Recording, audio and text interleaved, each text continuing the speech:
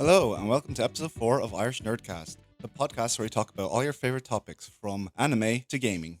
I'm JoJo. And I'm Hannah, and today we're going to be discussing the topic of comfort games. Games that make us feel good when we feel bad.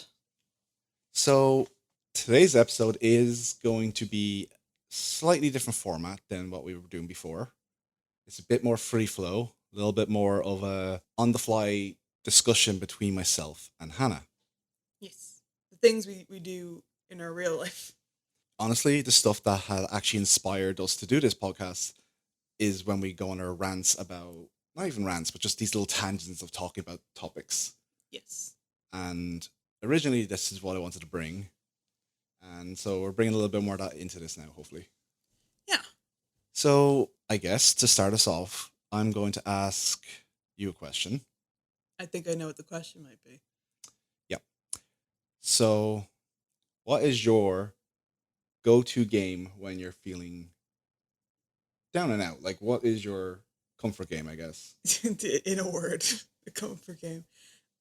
Right now, it's Valkyrie Chronicles. I restarted that recently and during a period of severe burnout from my real life job. And that's it's a very strategic game, but it's anime World War I. So there are layers of silliness to it. It's easy to play, it's good to focus on, and I find the story interesting. So that for now has been my go to. Okay, so that's just your current go to. My Like, current go to, yeah. that's a very, if I don't actually know much about the game, but is that not quite a heavy game at times? It has heavy subject matter because, as I said, it's World War I with anime aesthetics. To the point where it takes place in 1935. Um, 19, no, 1935. nope. Okay. Um, but there's a charm to it that offsets that heaviness. Okay. It's honestly, it's not what I would When you think comfort game, you don't think war. What is it good for? Absolutely nothing. yeah, I just was surprised that that would be your comfort game at the moment. But is there an overall game or franchise or something that you always like to go back to that would be more of a comfort, or is it how you feel moment to moment? It very much depends on how I'm feeling. It depends on what I'm in the mood for. So, for example, if I'm having a really bad day, like a really, really bad day, and I want to get aggression out, I'll play like Hades or something. Okay. Yeah.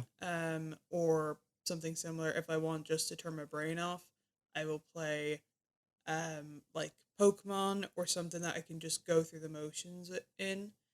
One that I used to do that quite a lot with was like the Sims franchise, which has been uninstalled for a minute now. Y- Um, Yeah. Actually, probably that's what I would have thought of for a comfort game for you. yeah, it definitely used to be because that is again something I could just turn my brain off and just immerse myself in. But these of days, um, I think the main reason why Valkyrie Chronicles is something that I keep going back to at the moment is because of the story element. It gives me something to focus on and to be invested in, Hmm. if that makes sense. And I have other games like that that I've used in the past, like during the pandemic, 2020, 2020 2021.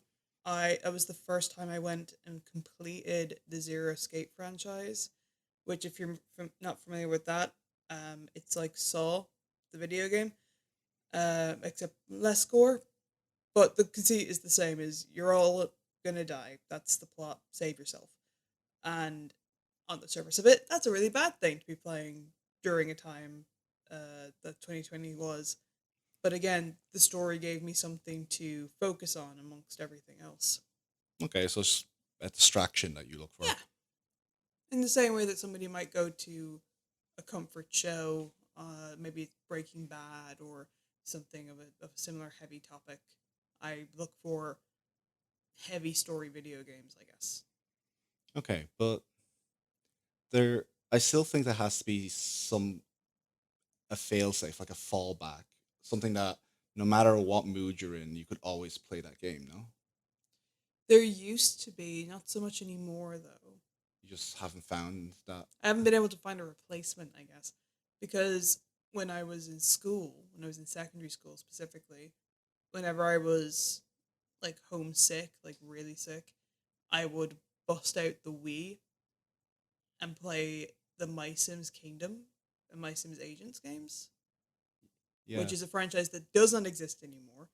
They Well, well, if you've kept an eye on our Twitter, I've retweeted an article from GameSpot recently, which don't lie to me, GameSpot, don't you tease me like this.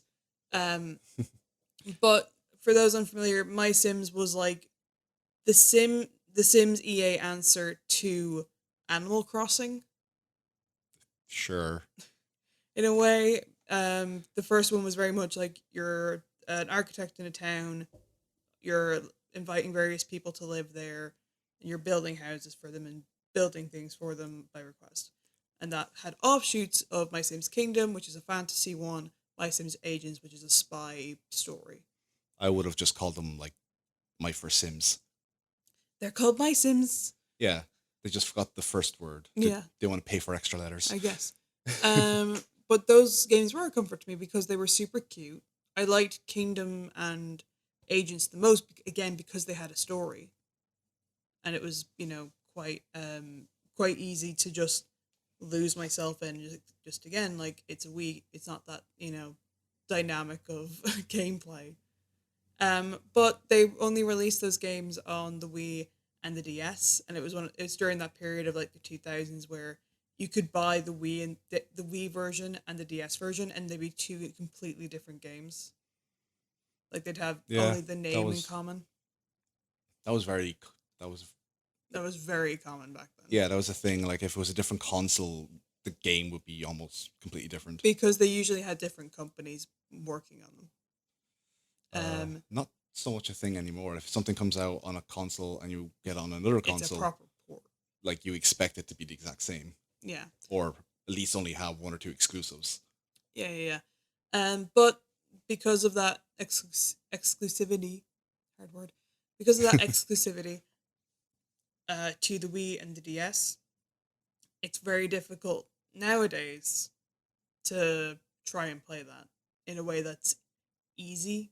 And legal. And Nintendo don't make it easy. But I've a question for you now, because we've just talked about my source of comfort in video games, which again is either going through the motions, hack or beating the shit out of things, or really, really heavy plots. So what's your comfort game or comfort games? Before I answer, there is just one last thing I kind of want to ask, just to Okay. because I'm setting up here. I'm gonna. All right. Well, we can. I want to dive into this a little bit. Sure. But if you had My Sims Kingdoms specifically Yeah. right now, if it was available to play, you had it on your Switch, for example. That'd be great. Fingers crossed that it does happen. If you had access to it right now, is it a game that would you still consider it your comfort game? Would that be the game that you will go back to? You're having a really I'm thinking very deeply Yeah. about this. if you're having a really terrible day at work, you come home, you're stressed, what do you do? Is it Genshin Impact? Is it Zenless Zero? What is it you want to play when you come back and what will help you chill?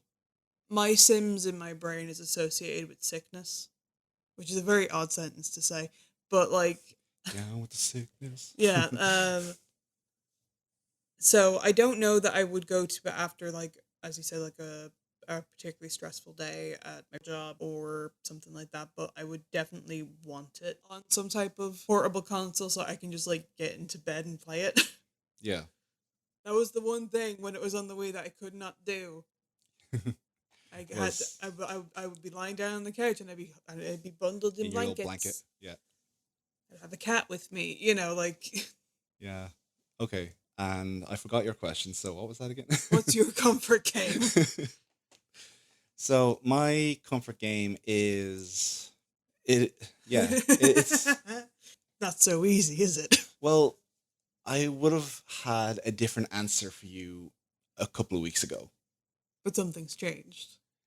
because there is a game series, not series, but there is a type of game I always go to when I just want to focus on something else or something that's super chill.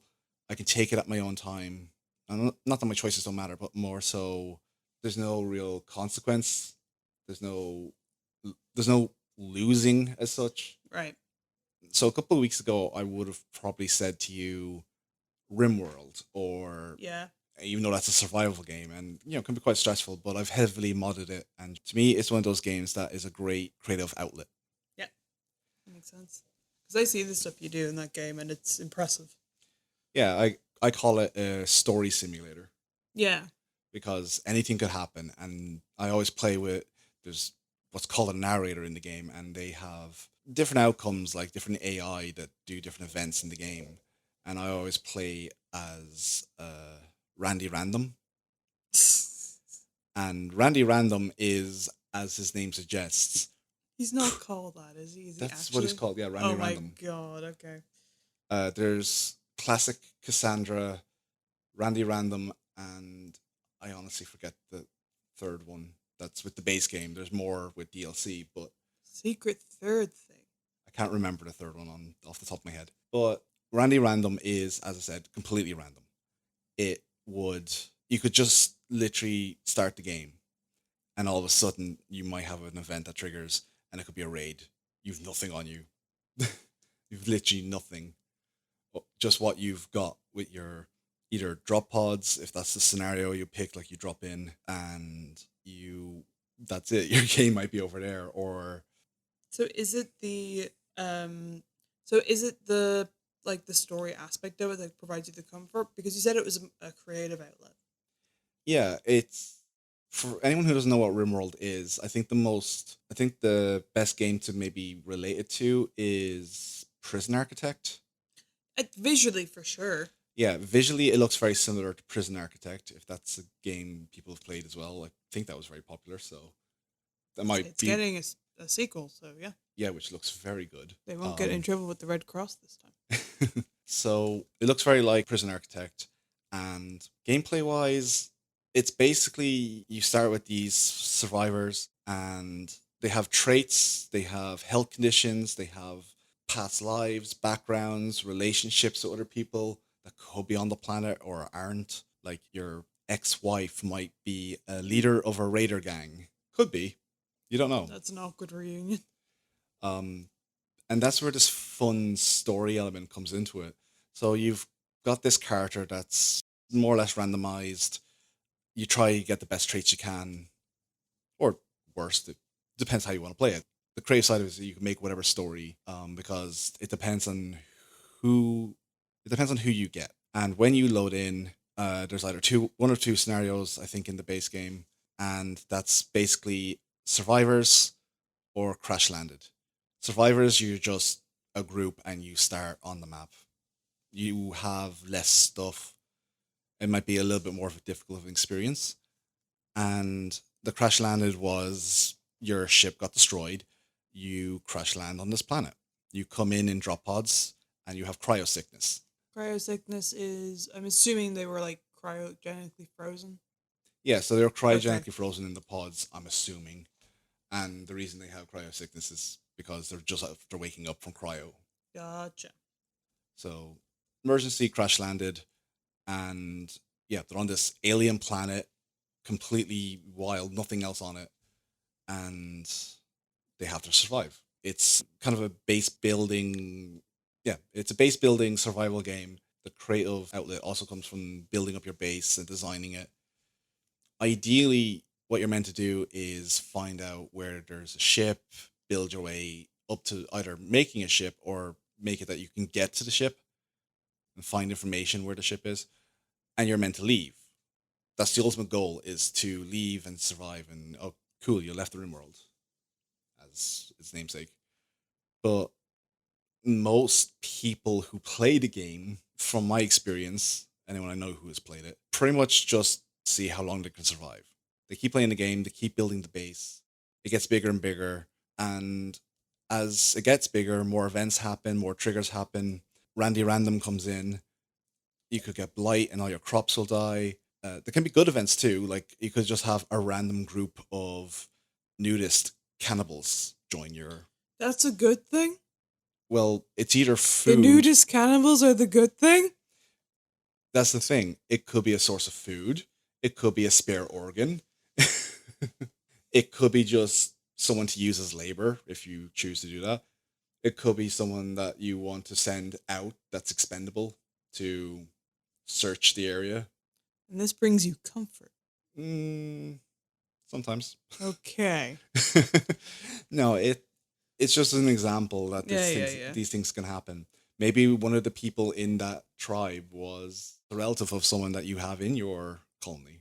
They can form relationships with people. They not under your control. It's they interact by themselves. Ah, okay. And I know I had this story of one survivor. I've told you this story before. And like they have all ages and everything. Like all these characters are fully fleshed out. Like they have loads of information about them. And this 15, it's either 15 or 16-year-old girl was a part of a raiding group who came along and tried to attack my colony. I'm a turtle in gameplay style, which means that I tend to build up in the space I'm in. Oh, okay. My turtle, I build a lot of defenses. You don't go out much. I don't go out much. I have a shell. It. I have a shell around me, and I survive within the walls that I make of my colony, and no one gets in. People can leave, but like I control very much what comes in and out. And this raiding group attacked. They all get decimated by my autocannons, and out of I think there was a group of 25 that attacked me. It was a massive group. One person survived the autocannon onslaught. And that was the 16-year-old. This was this 16-year-old girl who became paraplegic from the fact that their spine was shattered, their legs were shot off. Again, we're talking about comfort games, and you were asking if my war thing was too heavy. It's such a simple looking game that really doesn't. That's fair, I guess. It doesn't invoke like actual any graphics. Yeah. They're all just like little beans. They're all little beans, like little things that are. Yeah. So, she's horrifically injured. Yeah, horrifically injured with legs off, arms off, spine shattered, but somehow survived. Jesus. And I was like, wow, I can't believe this person actually survived this. I look at this character, this colonist, and I'm just like, ooh, their skills are very good. They have really good traits. Mm-hmm. Oh, they're super useful. So I sent my doctor out, and I'm like, keep that person alive. Okay, so you rescued her from yourself. So rescued them, imprisoned them, because they attacked. Oh my god. Well, they attacked. I mean, yeah, but Jesus. To be fair, I could have just left them there and they wouldn't have been able to move, but still. Oh. Which they've changed with an update. They can now crawl. Oh, at least that, I guess. Jesus. It used to be if you just didn't want anyone moving, you could amputate their legs. You have the creative freedom to do whatever you want in this game. It is a story simulator. There's very little that's off the tables. There is stuff that's off the tables. The multiple tables. But there's very little. Anyway, you saved her. Yes, saved her, brought her in, kept her alive, and then you can research technology in the game. I decide, well, this person needs a new technology to basically make them useful. So I go into bionics. Okay. And so I start spending ages researching bionics, getting all the materials I need to create these bionics. And yeah, in the time that this is happening, I had a warden keep going into where she was being held prisoner and try to recruit her. So, show them kindness, feed them, give them good stuff, make it install Stockholm syndrome, make it a very comfortable experience for them. And then you can kind of like convince them to, you seen what happened when you attacked us. Why not join us? Okay. So they get convinced to join. They get picked up by the doctor and moved to the hospital instead of the prison. At least that, I guess. And yeah, eventually I get the technology. She gets basically like this full bionic makeover. She becomes the bionic teen. Yeah, and I just got this kind of attachment to this character, being that they're a survivor. And then, long story short, a bunch of other things happened to this very unlucky character, but they kept surviving. Wow. And I just kept upgrading them, I guess. They grew older. They became the leader of the actual colony Oh, eventually. really? Yeah. Okay. And there's this scarred, battle worn Bionic woman who's leading this colony, who has a husband or a lover. I don't know if they had a husband in at that time or not. Probably did. Anyways, so I love this game, and it was definitely my comfort game. But it is no longer, by the sounds of It's still up there, and even just talking about it now, I'm like, oh, I should get back to that game. it. But we had an episode just recently about Zenless Zero. Yes, we did. And yes. You streamed some Zenless recently too. And we recently streamed it, yes. Thank you to anyone who joins the stream. Yep. So yeah, we do stream it, and we do try to stream regularly, so keep tuned. You might see it. Yeah. But you've been really enjoying it. Yeah. And I feel like right now this has been my comfort game. It's the game that I've been going to recently. That's fair. Is it the game that you're going to go to when you're feeling down, though? Which is like what we kind of outlined a comfort game. I mean, comfort games mean different things to different people. Yeah, I'll get into that. Yeah. Yeah. You do all the talking in the other episodes. This is my episode. Fine. Okay. No, we'll get it. We'll get into it. Okay. I have ideas. Okay. So right now it's what I'd consider a comfort game. A comfort game for me right now, because it's just one of those things I really want to go back and do, and it's sort of low effort for me as well. It's not that difficult. It's not that difficult for me at the moment. Like, I'm very familiar with the controls. I think the controls are very intuitive. I can pick it up at any time and just start playing it again. And the story just makes me laugh. Mm-hmm. No matter what mood I'm in, whenever I'm playing the game, I just seem to pep up. Like, the writing in it is very, very good. Yeah, even without writing, it's just fun gameplay. Yes. Even though, like, I've seen online people talking about the levels being repetitive, I don't mind the so-called repetitiveness of it. Yeah. Because I just enjoy the mechanic. I just enjoy playing the game. There are games whose entire marketability is their repetitiveness. That's what a roguelike is. Yeah. So. I mean, how repetitive is Hades? Incredibly, but that's the point. Exactly. You play that over and over and over. You're doing the same thing. It's the definition of madness. Yes. Yeah. But it's a great game. Yeah, it's gotten a sequel that I need to play. Yeah, we'll get on that. Yeah, and just in case there's someone listening that are going like, oh, they're talking bad about Hades. I love Hades. Hades is a brilliant game. Hades is one of the best games out ever, to be honest. So I'm not saying it's repetitive in a bad way. It's doing it well. So yeah, my comfort game right now is Zenless Zero, to answer your question. Super long story short. Uh-huh. RimWorld is another go-to of mine, though. And I've asked this question for some of my friends as well. Like, what's your comfort game? What do you find on a hard day you want to just go back and chill with? Mm. And there's a couple of things that I think is similar among all of them. I think some people's initial thoughts on a comfort game is something like maybe cutesy or really simple or chill, laid back. Yeah, because I think when we hear the term comfort game, our brain is making the analogy of like a comfort food or something like that. Like something that is supposed to make you feel happy. And on that note, from my perspective of a chef. That is true. You are a qualified chef. Thank you. You don't need to say the qualified part every time.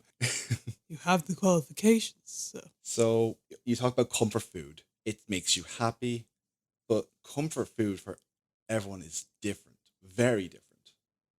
Some people's comfort food might be a really spicy curry. For me, that'd be torture. That's very true. My comfort food is very much a pizza with as much cheese as you can put on it legally without killing someone. I've genuinely put that in some of my Deliveroo. You've not? Order notes, as much cheese as you're allowed to put on. Are you serious? Yes. You've done that? Only one place I've done that so far, and it will definitely give you a heart attack. Oh my god. I can't even give them a shout out because they've actually changed their name and I can't remember what their new name is. But they used to be called Dag Dug. Not sponsored, just one of my favorite pizza places. You're my favorite pizza place. And I feel like come spooky season, I'm going to hate pizza. Okay. Anyway, comfort food, Mr. Chef. Yes. And so the same, I think, is very true for games. Yeah. And as you were alluding to, a comfort game, you think comfortable makes you happy, safe, I guess, Yeah. sort of. But I think there's something more key to comfort, and it's not necessarily that it's chill or relaxing or anything like that. Because some people answered with comfort games being the likes of Helldivers 2. That's anything but chill. Yeah. It's very much the opposite of chill. That's also very recent too. I know one guy whose comfort game is Doom. Yeah, rip and tear. Which is just heavy metal pounding, demons screaming, blasting a bunch of enemies. It's, again, not what you consider chill. Remember all that art of the Doom guy and Isabel from Animal Crossing? Yes. that was fun. Can we go back to that? That was great. I mean, I think Animal Crossing ship has sailed at the moment. I don't think anyone's even playing Nintendo keeps sending me emails about it, so someone should tell them. Your islanders miss you. Please return. I feel guilty enough as it is. That place is so full of weeds. Yeah. And I worked hard to get some of those villagers. Anyway. Yes. So the thing that makes a game very comfortable for people, I think, is familiarity. Yes. Familiarity breeds comfort. Yeah. So there's that saying for a reason. And in the likes of people who would get comfort from Helldivers and Doom, they're so comfortable with that game, like the mechanics. They know how it plays. They know what to expect. There's no surprises. They're in control. They know these controls by heart. Mm-hmm. And they can basically, even if it was 3 years down the line or 4 years down the line, they could pick this game up and they would probably just know how to get back into it. Get back into it. They know how to play. There's no real story element. You're not stuck halfway between something and forgetting, what was happening? I don't remember. And then you had to start again. Which is what I had to do with Valkyrie Chronicles. Exactly. So even though you've gotten back to it and then right now it's your comfort game, it wasn't exactly an easy thing to get back to. You didn't know the controls. You didn't know the story. I remembered parts of it and I'm basically back to where I was. Yeah. But yeah. And again, this is just what I find is common. It's not going to be the same for everyone. Your experience may vary. Yeah, because I also talked to some people about this, and my brother said that his comfort game at the moment is Soul Calibur 6. 6 specifically. Specifically, because that's one that is likely because in his mind it is the best Soul Calibur in terms of mechanics. I honestly agree with him on that. I actually think it was a fantastic game. A shame that there's not going to be another. Yeah, too bad about that. But it's also the one that is most easily accessible to him at the moment. It's just a quick pick up and play. Exactly. Yeah. So he can just, the way he described it to me is if he's, if he just needs to chill out, get out of his head for a bit, turn on Soul Calibur, play a couple of games with the CPU back and forth, and then, all right, I'm done. And then he walks away and goes back to whatever he was doing. Yeah. And there's another factor is time. Yeah. Soul Calibur is not a time sink as much as it probably could be. Yeah. The thing I've seen with it as well is a comfort game can be something that you can either put just a little bit of time into because you don't have much time, or something you could sink hours into. Yeah. But the games that I find comfort in are also games that, even though I could sink hours into it, I could play a little bit and then go and do something. Like, okay, I'll do an hour of this, or I'll do half an hour of this. Or this is what I'm doing for the night. Whereas for me, anyway, one of the reasons I'm really vibing with Valkyrie Chronicles right now is because of its the story format is told in chapters, and every cutscene is a little chapter thing. So it's like every chapter. Subchapter. Yeah, basically, it's like subchapter. Okay. The way that you would go through it, right, is cutscene 1 is labeled A, and then cutscene 2 is labeled B, and then the actual gameplay part of it, the fight, is labeled C, and then you've got the ending cutscenes of like D1 and E or whatever. Sounds like weird design, but okay. It's like done like a history book, so they're like figures within the right thing. Okay. I'm not explaining it very well. I didn't actually do history. I had a historian as a granddad. I didn't need to. That's very fair. But anyway, what that means though is I can see when certain events are coming up. So, for example, if I'm after completing a chapter, automatically going to the next one, I can see, all right, I've got 2 cutscenes before I get to the next skirmish. That means I can watch the first one, save, come back to this tomorrow or in a few days, as opposed to being locked in. Yeah, you have a sort of freedom of choice. Yeah, I will admit that your game is quite counter to a lot of the points I want to make today, which is why it I'm was, nothing if not inconsistent. which is why I was like, oh, but do you not find there's something else?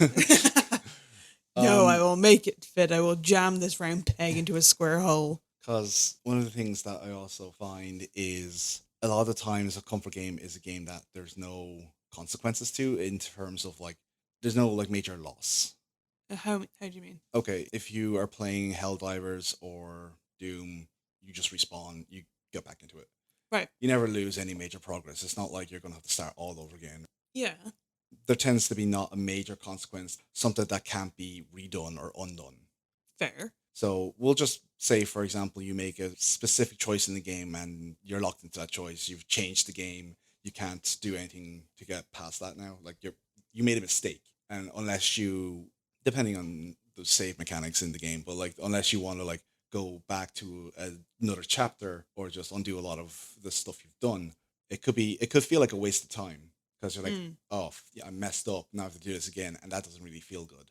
right. So I think a lot of games have the potential of at least replaying.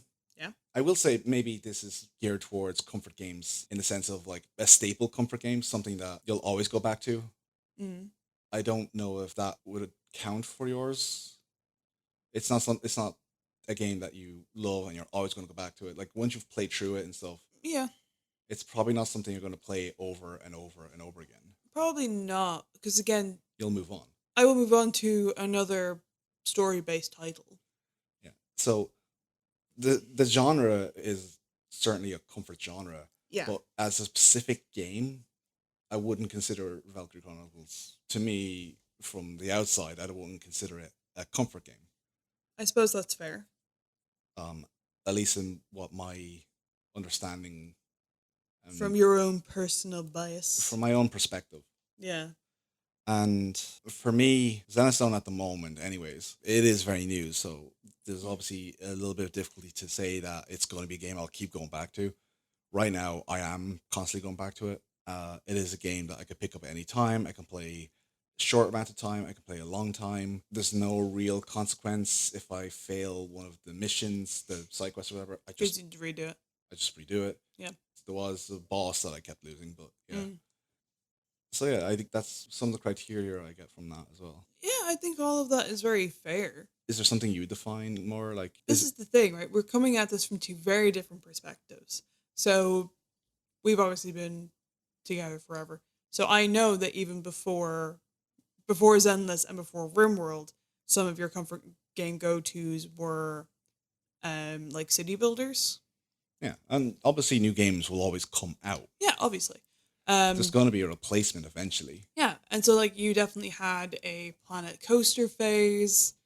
You had a City Skylines phase, like on and off for ages. I don't think that's City Skylines is also probably one that I would consider a comfort game. Yeah. Whether it's one or two, it's a game that is a game that since release I have always gone back to play it. Yeah. I've always played it. It's never been a game that I just haven't played. Yeah, and those are games with good replayability because it is it's a city builder. You are starting from nothing and you build and build and build until you go, all right, I'm bored with this one, next one. And I can pick it up at any time. Exactly.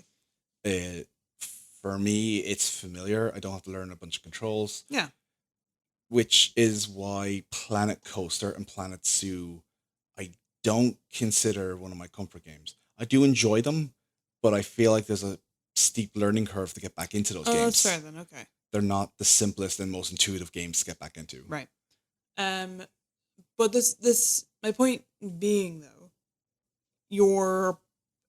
as you were saying, with the exception of Zenless, which does have a story mode, these are all, RimWorld and City Skylines are two very non-interpersonal games. I don't know the best way to say this.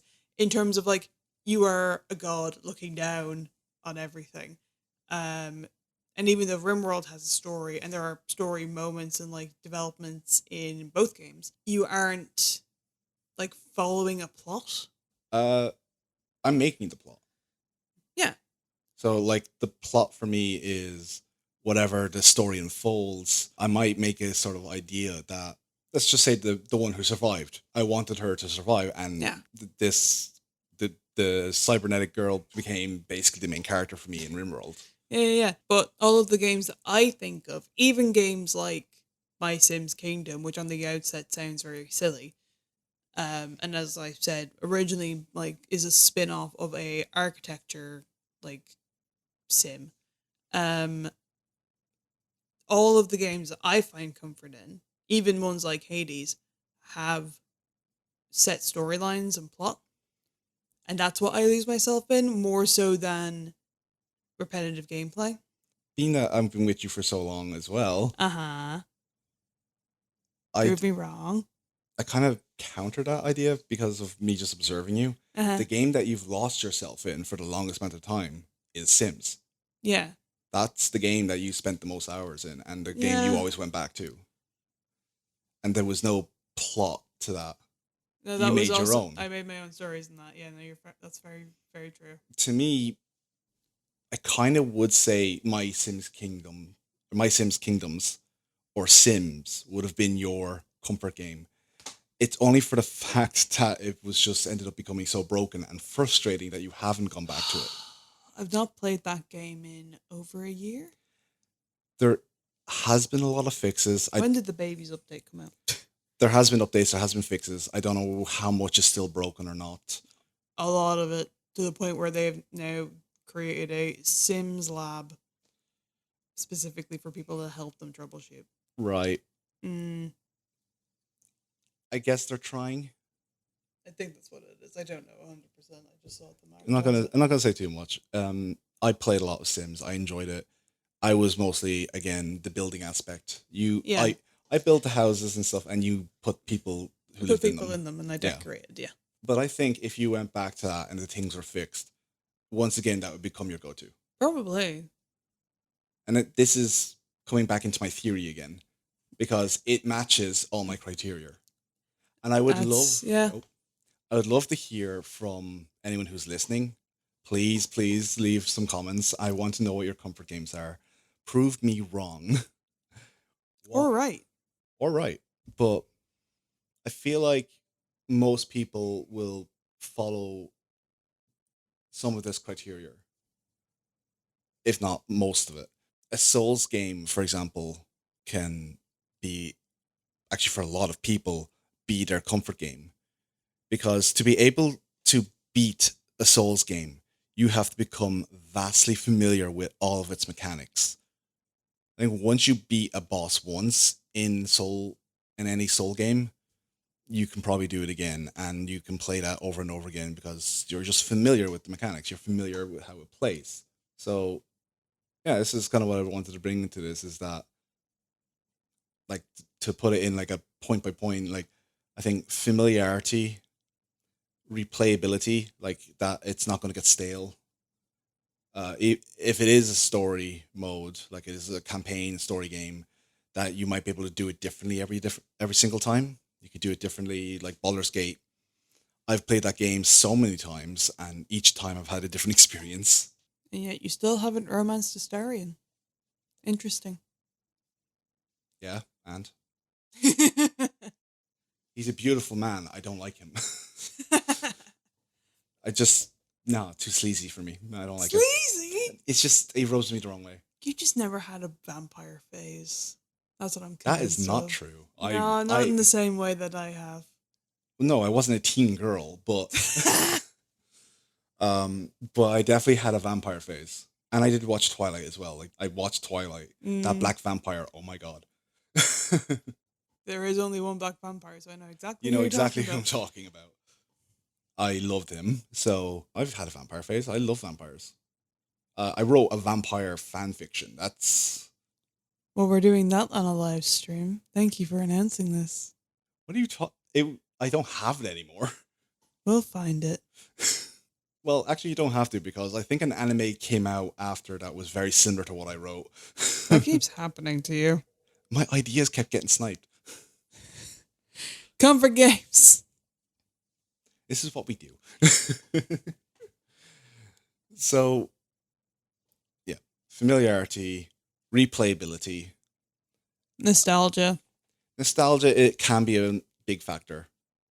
Like sometimes you might just want to go back to happier times. I still go back to my Pokemon Fire Red and Ruby and Sapphire, not so much, but Fire Red definitely was one of the ones I went back to quite a lot. Yeah. For me, that was a slight comfort game. That was mostly nostalgia. It's just the one I feel most nostalgic for because my first Pokemon game was the very first Pokemon. Well, the release in the Western for the Western audience. Pokemon Blue and Red. I had initially Blue. I always got every copy. That's all I wanted on my birthday. It was like the next Pokemon. You called it blue and red, and my brain short circuited. Red and blue and red doesn't matter. It's red and blue. Yeah, and yellow. Like Yeah, red, blue, yellow, gold and silver, ruby and sapphire, blue was diamond, the pearl. I said it in the order that I got it. Okay. I had blue first. And this is why Blastoise was my favorite and not Charizard. Even though Charizard should be my favorite. It's because, well, I have the blue cartridge, so obviously Blastoise is better. That's fair, I guess. And that's why no one liked Venusaur, because no one had Venusaur. They released a green eventually. Yes, and this is a separate episode idea, possibly, just talking about Pokemon. But I find that people who started with Fire Red and Leaf Green, it's one of those two that tend to be their favorite. That's fair. Which, again, I think that all comes down to nostalgia as your first Pokemon game. Yours was Ruby and Sapphire, so Yeah. that's So I had a box legendary instead of a starter. yes. So there was no bias there in that sense, but that also meant that you had no real connection to the previous two gens. True. So you didn't have that nostalgia for those Pokemon, which is why a lot of the time. I mean, I watched the show. Yeah, you watched the show, and that's why Charizard was also very popular because Ash had a Charizard. So I do think, nostalgia is a factor that plays into it in terms of comfort. Yeah, and there are definitely games that are nostalgic to me that I want to go back to. My Sims is a good example, but also various games in the Dragon Quest franchise, Dragon Quest 8 specifically, and 7. Dragon Quest for me will probably be a comfort game. Yeah, like that's just peak nostalgia for me. And that one, I think, if again I could get a copy, would be something easy to go back to because that was only 8 at the very least was only ever released on PlayStation 2, and then there was a remake on the 3DS. Which you still have your 3DS and a copy of 8, so somewhere, yeah. Play that whenever you want, really. When you find it. It's on such a small screen. But on the flip side of that, though, one of the game franchises that is very near and dear to my heart is the Kingdom Hearts series. And I've tried replaying those games. And I just get so frustrated because even in the remakes and the remasters and all the rest of it, the mechanics are just so clunky in a way that really puts me off trying to persevere through it. Because when I was 12 and doing it, one, it was my first console game that I ever owned. So that was baseline. I had nothing to compare it against other than playing Lara Croft Tomb Raider on the PlayStation 1 at a friend's house. Oh, was that triangle? Yeah, the one where you could lock the butler in the freezer. That one. Never actually played much of it. Me neither. We just ran around the mansion and locked him in the freezer. This is something that will be alien to people. I remember going to Extravision. Oh my gosh. Extravision and renting Tomb Raider. You could rent games from Extravision. Video games, yeah. But yeah, so as much as I love the Kingdom Hearts franchise, I find it very difficult to go back and replay the original titles, even in the remakes, just because I can't bring myself to go, I know it gets better. I just need to keep going. Like a friend of ours recently streamed their replaying of Kingdom Hearts 2 on critical mode, which is like ultra hard mode and all the rest of it. Shout out to Arlo Fry on Twitch. And I got nostalgia just from watching them because, again, I love these games, and it reminded me of all of us playing them like at each other's houses and just like taking it in turns with the bosses and stuff. even if we weren't playing it. Yeah, But that, yeah, watching Arlo play, that scratched the itch for me. Like it was that yeah. nostalgia of getting to watch him play. I didn't have the urge to play it myself. I did, but I know I've tried it in the past. Yeah, and that's another one of my points is that I also feel that comfort games need to be intuitive. The controls need to be really Yeah. simple, or in the very least, very familiar. They have to be evergreen. They have to be an evergreen control. Um, It's why Dragon Quest is such a good example of one you can go back to because that's just turn based combat. it'll always play how you expect it to play, Yeah. which is giving me a little bit of grief at the moment. Oh. Well, I was really, really enjoying Genshin. I was finally caught up in the story. Yeah. The next update's coming out. In a few days as of recording. As of recording, it's coming out very soon. It will be out by release, I think, actually, will it? Oh God, let me check. It might be out by release. I'm Oh not sure no. yet. And I really like Genshin. It is a game for a while I kept going back to. But now. Now, after playing Zenless Zero and how amazing the mechanics are, like I just I can't give enough credit to the mechanics of this game, like how it plays. It is so intuitive and just so much fun. It's quick, it's snappy, it's responsive. You feel like you have really great control while you play the game. Now that I've gone back, because the update's coming out soon, I wanted to play a little bit of Genshin. I tried to go back to it, and it feels so slow and clunky. And I'm like, oh, how did I play this? Yeah. And that's what happened with Kingdom Hearts, so like 1 and 2. Yeah. It's like it got better. Had better systems and stuff like that, and it makes it very difficult when you go back to a less optimized, a less efficient mechanic or control. Yeah. Um Genshin is updating in 2 days. So upon release, yeah, Yeah, literally upon we are actually release. recording So this episode a little later than we normally do. yeah, summer event ends in 22 hours. Yeah, I'm not doing that event. Shame. It was a good one.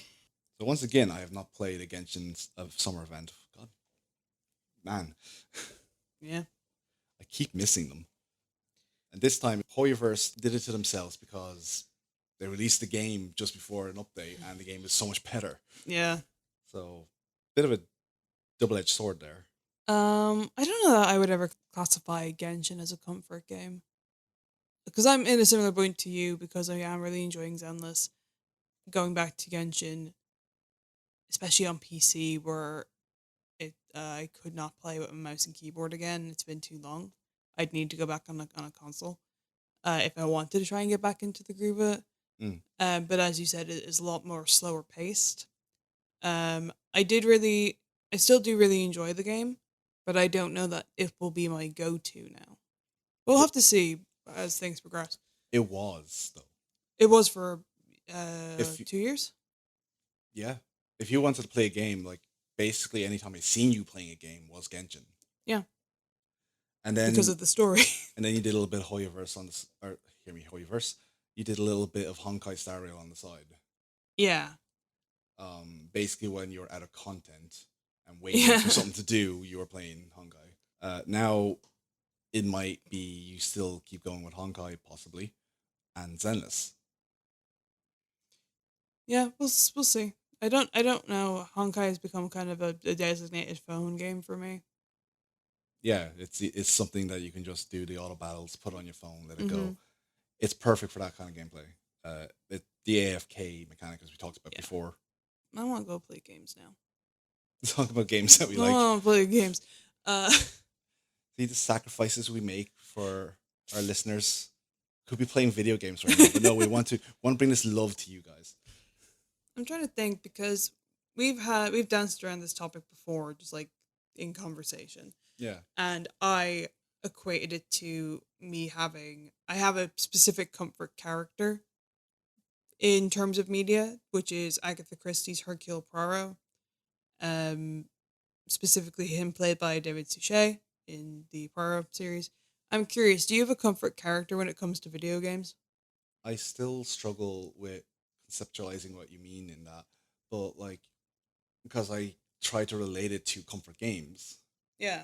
So I keep going, well, a character that's familiar, I feel safe with.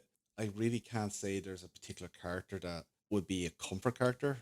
There's characters I like, but no, I can't say there's a character that whatever media they're in, I enjoy them in or anything like that. I don't have that. And that could be for the fact that I didn't read much as a child either. Like I never had a character that I followed the story of for a long time. That's fair. There was no characters that I ever spent a long time with. Yeah. But Because I would equate Axel from Kingdom Hearts as a comfort character for me. got them memorized. Got it memorized. Um, because he was a character that, again, he was introduced in Kingdom Hearts 2. It wasn't that he was in it from the very beginning. Mm. And I instantly went, that guy's cool. I want to know more about him. And he is always one that I look out for in terms of like fan art, in terms of like his involvement in upcoming releases. If, like, for example, Kingdom Hearts 4, we should be getting information about any day now. I really want to know if Axel's going to be in it. Does a kind of Pokemon count as a It can, comfort yeah, sure. character? Because Yeah. and weirdly, it was a much late. Well, it's not late gen anymore. It came out a lot later than Gen 1. So Lucario. Yeah. It's just one of those, if Lucario is ever represented in something, I want, I love Lucario. I guess having a favorite Pokemon is probably, That's, yeah, like people can definitely equate that to being a comfort character for sure. yeah, that's as close as I get to a comfort character. It's Like probably Lucario. when I think comfort character, as you said, it's the character that you would like go, oh, it's a piece of media focused on this character. I'm definitely gonna tune in or play it. I'm definitely gonna get the plushies. I'm definitely gonna get the commissioned fan art, that type of thing. You'd get a plushie of Hercule Poirot. If they made one, That's a little creepy, I'm not gonna lie. no Just having a plushie of a man. plushie of a mustached Belgique. You get the body pillow and all that. No, I wouldn't get the body. No, no. Okay, so there is a limit. Okay, Yes. okay. Just testing the waters here. For me, anyways, there is a limit. I have seen people make art of him. I've never seen you try to get it. I'm looking in the wrong places, clearly. Okay, fair enough. I did see, this is a very long time ago. This was when BBC Sherlock was very popular. Yes. I did see somebody make a comic of what a Hercule Poirot modernized would be like. Oh, that I don't know if it would work. Honestly, It doesn't. It just doesn't work. It absolutely does not. I like the character honestly, even though I'm not really into Agatha Christie, but Yeah. No, he's great. The only thing that carried over well was his OCD. And I've seen various like changes of like, would he still have the mustache? Would he not? You know, that's always the point of contention. For me, he would. OCD. Okay, fair enough. I can see why he might be a comfort character. I find him very relatable. Yeah. I'm not on his level. I don't expect my eggs to be of equal size. Nor do they want them to be square so that I can make sure. Give it time. No. If you think it's something I could do, you would ask me. Could you actually do that? Yeah. Could you make... Yes. Could you boil square eggs? I can't boil. Well, I actually could, but There's this thing. We're not talking fried eggs. He only had boiled eggs. well, boiled egg would be way more consistent because you could measure the time, you could measure the temperature. OCD. Exactly. A fried egg pans have. God, getting into culinary arts. Anyways, yes, I could make a square egg and I could boil it. Or, I could boil it or fry it. A boiled egg would be more consistent. So there you go. Yes, if I could, it would be asked for. Oh, we're even more off topic than I thought we'd be.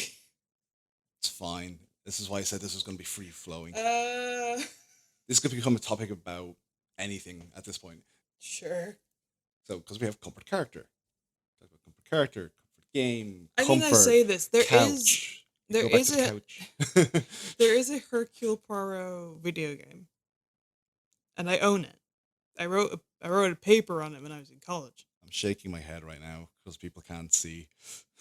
Hercule Poirot: The ABC Murders. That doesn't sound like something that translates well to a game, but It didn't, okay. and you would honestly think that it would, because there are very successful Detective. detective Yeah. games. There are very successful Sherlock Holmes games Was in it particular. Broken Swords is one that went for years. Is it Broken Swords? Can't say that I'm familiar with that. I think it was PC exclusive. Uh, So I was a PC gamer from a very young age. So I see. I see. it was one of the first games I seen was actually Broken. If I remember the title correctly, I think it was Broken Swords 2. So That's fair. it was very early. But yeah, so I have the video game Hercule Poirot APC Murders, and this is obviously, if you're unfamiliar with Hercule Poirot, you likely have heard of Murder on the Orient Express. That is his most well-known story. The ABC Murders is the second most adaptive Hercule Poirot story because of the of the nature of the case. I'm not going to go into too much detail here. Like, the crux of it is murders are happening in towns in accordance with the ABC Railway Guide, and it's always a person whose name matches Yes. the name of the town. Yes, Alphabetized murder. the first time I seen that was like, yeah, I remember that episode very clearly. Yeah, That was really good parts. it's a great one. It's why it's the second most adapted after the Murder on the Orient Express. I thought it was so clever. I actually enjoyed that. Yeah. I have an idea for a D&D campaign actually. Very similar. That would be very cool. But anyway, this video game adaptation, the thing about Agatha Christie's writing and her the adaptations of said writing is, for the majority, Hercule Poirot is not the main character. He has a Watson named Captain Hastings, and similar to Watson, Hastings is there as a reader insert character to have things explained to him. However, in the video game, you are playing as Poirot because he's the detective. But that means there is a lot of very, very slow moments where I know the story really well and I know how fast paced it's meant to be, because it's meant to be very time sensitive. It is very time sensitive. Yeah, because they're getting letters being like, look out for Andover on this date, Andover being the first place where the murders happen. A. And Like I said, we're not going to get into too much detail. Yeah, but like, this is the thing. There is meant to be a ticking clock. And so when you are going around as a man in his 60s, checking out things in a town in a point and click adventure game, that really takes the pace out of the story. And so I don't vibe with that as well, even though theoretically I absolutely should, because it's one of my favorite characters of all time. It's how you're familiar with the character. Yeah, I know him too well. You're familiar with the character and you expect it to be a certain way. Yeah. It needs to play a certain way. It needs to feel a certain way. Intuitive. See, it's the same with food as well. A comfort food, you have a specific way that it's going to taste. Yeah. And I think there are definitely ways to make a very good Hercule Poirot game in a point and click adventure style, but if it was a visual novel, like a Ace Attorney game, for example, that would play a lot similar. better. I could also see it being basically that Poirot just isn't the main character. You might play parts as him. But Yeah. The main. You should be Hastings. Yeah. End of. You should be Hastings. Hastings is the one that has to figure things out. So, that's interesting. And from what I've been saying with the comfort games, so coming from a game's development point of view, Yes. we'll just say someone wanted to make a game that would become a comfort game for someone. Yeah. If they were trying to market it to be the game that you want to keep playing. Which is what a lot of games are doing these days. Are trying to do. Yeah. Because this is the thing. We're using the term comfort game, meaning that can be any game of any genre. Comfort game is quite often associated, as we mentioned earlier, with cozy games. Like, yeah, so Stardew Valley would be like a prime example of what someone might think when you say a comfort game. Yeah, or there are some cozy games that really think outside the box. Like there's that one where the entire game is that you are moving apartments and you're just packing and unpacking your stuff. Yeah. And the thing about that is, though, I think the term cozy game is better for those. Yes. Like cozy versus like the game is a cozy game. Like it feels comfortable, yeah, but like It's a game that you can, as we said, turn your brain off. hmm, but isn't necessarily someone's comfort game. Right. Can be. Can be. There Any game can be a comfort Yeah, game. any game can But be, as those are we've the talked ones about. that are kind of shoehorned into that box. But I think a lot of them miss.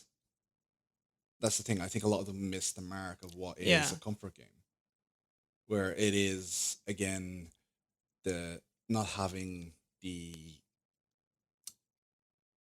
not having an expectation, taking things at your own pace, which it does that well, taking things at your own pace. But I think there's a lot of factors to it, and you Mm-hmm. can't replicate everything. But I do think that it is possible to make it something that is as close to as you can, based on it plays how you expect it to play. It's familiar. Yeah. So even if you've never played this particular game before, you can pick it up and you should kind of intuitively know how it's going to play or Yeah. learn it very quickly. Needs to be something that, again, this is all my opinion. This is not scientific facts or in any way. This is what I think could potentially make a good comfort game. Um, it needs to be something you can pick up at any time and drop at any time. It doesn't need You don't need to commit time. I think that if it does have plot, it's either going to have something that will catch you up when you log into the game. And you're like, oh yeah, I remember what's happening now, or it just doesn't have plot and you can play at any point and you're never going to have to restart it because you don't remember. Yeah. And I guess that's the main things: is the familiarity, know how to play it, pick it up at any time, no commitment to it. You can take things at your own pace. Which, yeah, a lot of the games do try to replicate, but I think also at the same time might miss the mark sometimes.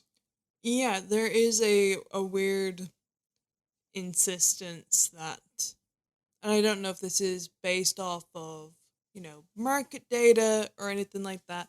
Again, the main thing right now is when you think comfort game, you automatically assume cozy game.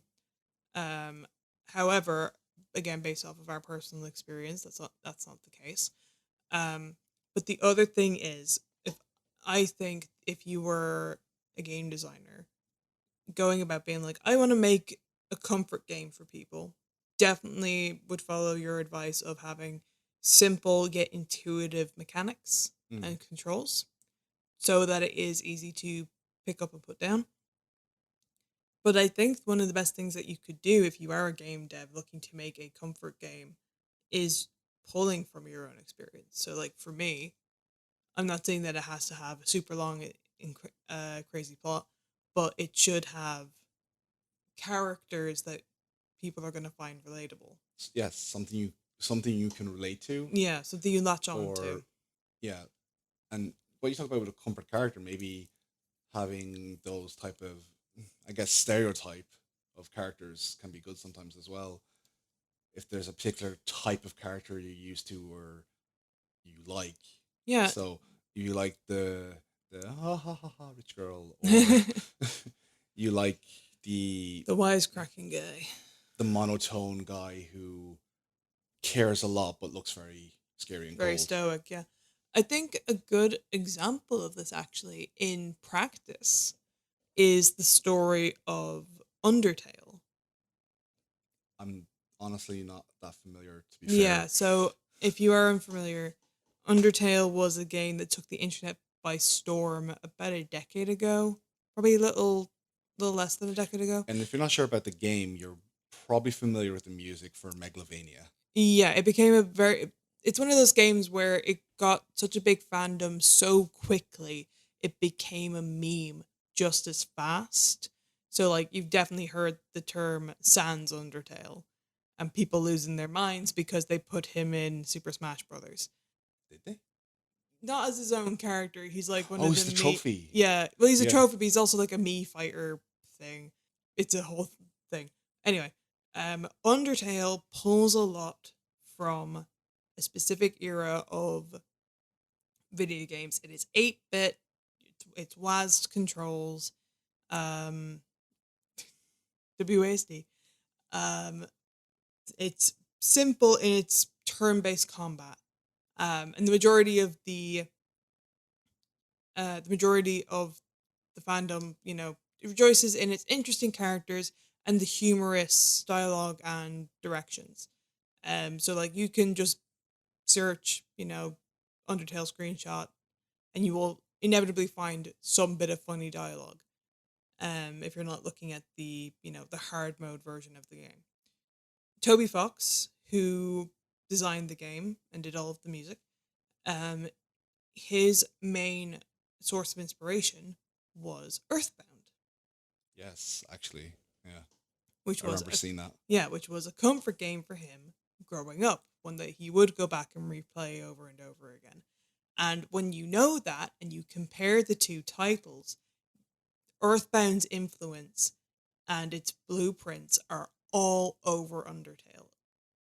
Yeah, kind of like its soul in a sense. Yeah, which is again that's a big part of the story of Undertale is how human souls resonate with other beings and throughout the story. Which again I believe is having not been able to play Earthbound because it never got released in Europe. I think that's another core thing of that franchise as well. I think that's a really good example of how comfort games influence your own art. Because another good example, which you will see if you follow any online artists, is the phenomenon of fan art becoming original character.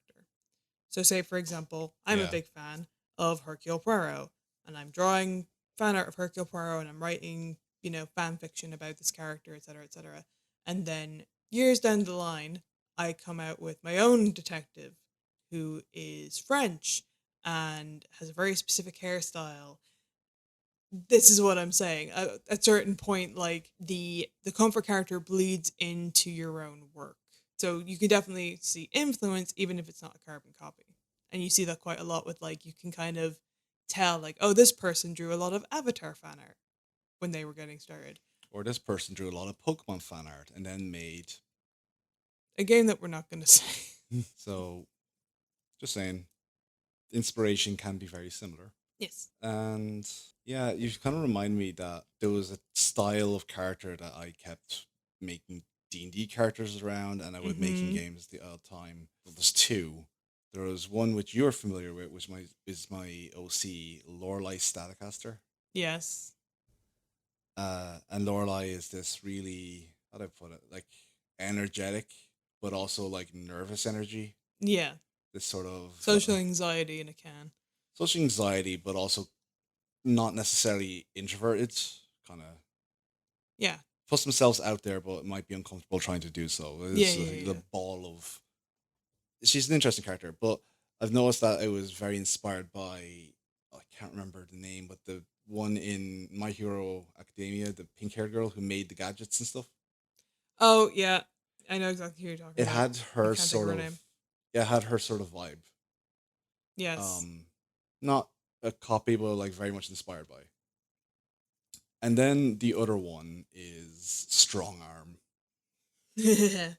Gentleman boxer, strong, burly man, tends to have a bald head, mustache, like absolutely outstanding gentleman. And not so subtly a reverse of the name Armstrong. Yeah. From Fullmetal Alchemist. Yeah. The work can very much be inspired by, bleed into other things. Yeah. And the same with comfort games. yeah, if you're making a game and you're trying to make a comfort game, all of the points that we talked about is good to keep in mind. But also, yeah, what's your comfort game? Think about what you like to play, and if you improve on that, or not even improve, Just put your own spin on it. if you put your own spin on it, bring your personality into it, someone will probably find your game to be that comfort game. So, I think that's where we wanted to go with this. Is there anything else you want to add into this?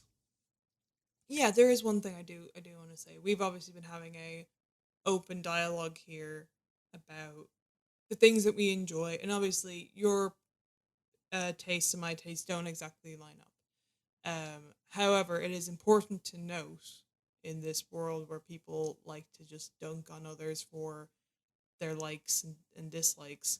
Um, don't be mean to somebody if you don't agree with what their favorite titles are or what they find solace in. You should be engaging in an open dialogue with these people as opposed to putting them down for the things that they like. Because I know from, again, talking to people about this, especially growing up in a time where being a nerd was not as accepted as it is now, people start to dislike the things they love very quickly when it becomes a source of critique or bullying. So the main crux of this is to be kind, be open, and listen to your peers about what they like. And that's the proper way to be a nerd. Yeah, and I think that's a really nice sentiment to end on. So before we finish up, we do have a couple of our standard calls to action. We'd really appreciate if you would follow us on social media. We are basically everywhere, except for TikTok, at IrishNerdCast. We're most active right now on Instagram and Twitter. Log on and see if you can figure out who controls what account. And we also have a Patreon. If you've been really enjoying our content, it would help us out a lot. And lastly, we also have a Twitch. Yeah, and we'll be streaming, as of time of recording, we'll be streaming next on the 29th of August at 8 p.m. Irish time. And if you're in America, that's 3 p.m. Eastern Standard Time. So, with that, I'm JoJo, I'm Hannah. and we'll see you in the next one. Song to fall.